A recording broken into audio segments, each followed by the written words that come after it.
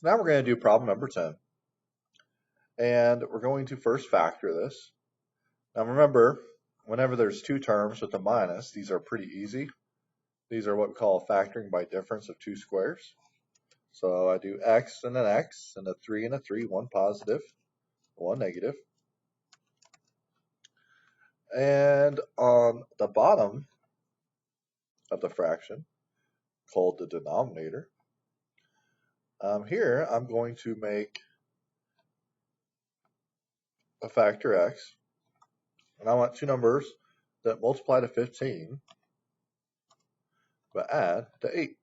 Now, as a hint, when you're working through these, normally whatever's in one factor will end up repeated down here.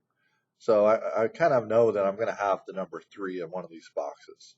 And I do, because 3 times 5 is 15, 3 plus 5 is 8. So the magical numbers are 3 and 5, which makes the factors x plus 3, x plus 5. I would then remove any common factors.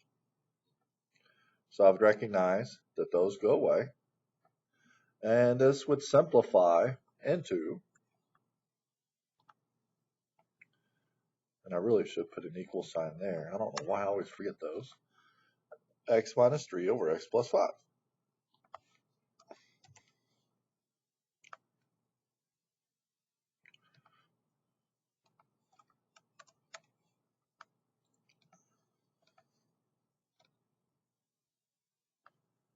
All right. Now, let's look. And I have the graph over here, but I'm going to try to do this without looking at the graph. So remember, anytime we said when they cancel, we call that a whole. So the whole should be at negative 3. And it's at negative 3 because that's what number plus 3 is 0. And let's go confirm. My whole at negative 3. Right here at negative 3, we have a whole. Now visually, we can see that that's at that point, which is looks like negative 3, negative 3. How do you find the y value?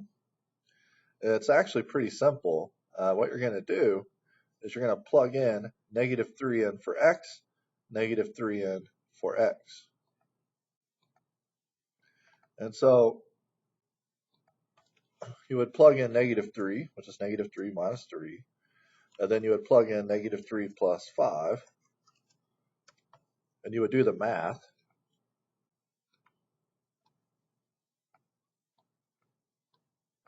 And here I'd get negative 9.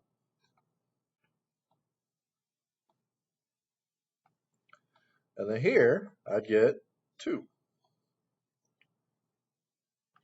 And if I knew how to add, I'd say negative 3 and negative 3 is not negative 9. That is negative 6. Sorry about that.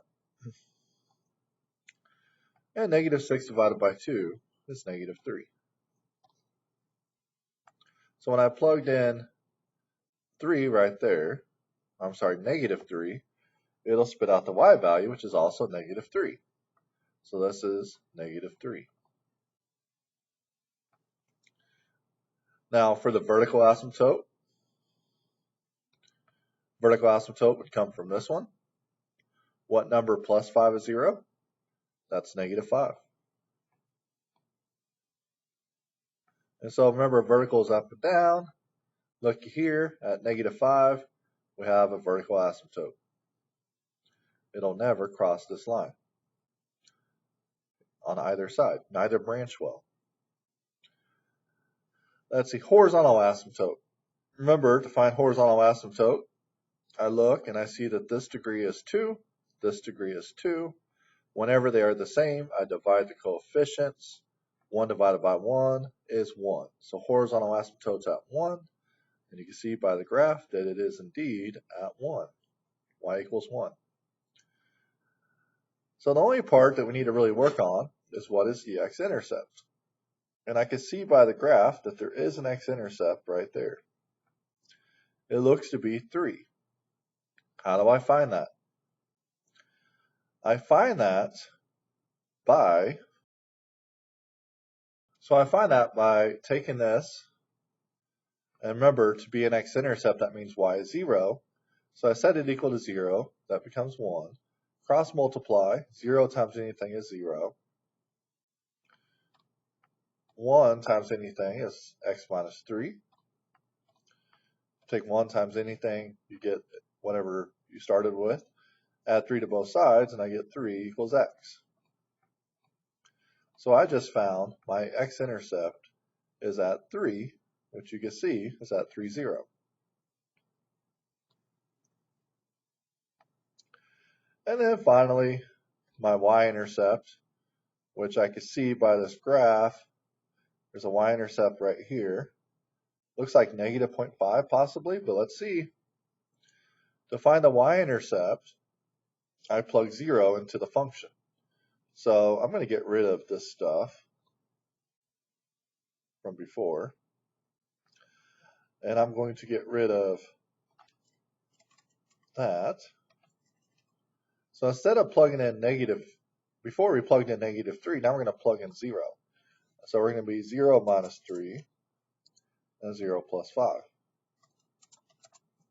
And if you do the math there, 0 minus 3, that's negative 3. 0 plus 5 is 5. And so that makes negative 3/5.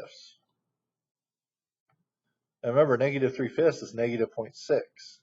So does this look to be negative 0.6? I would say so. So the y-intercept is at negative 3/5.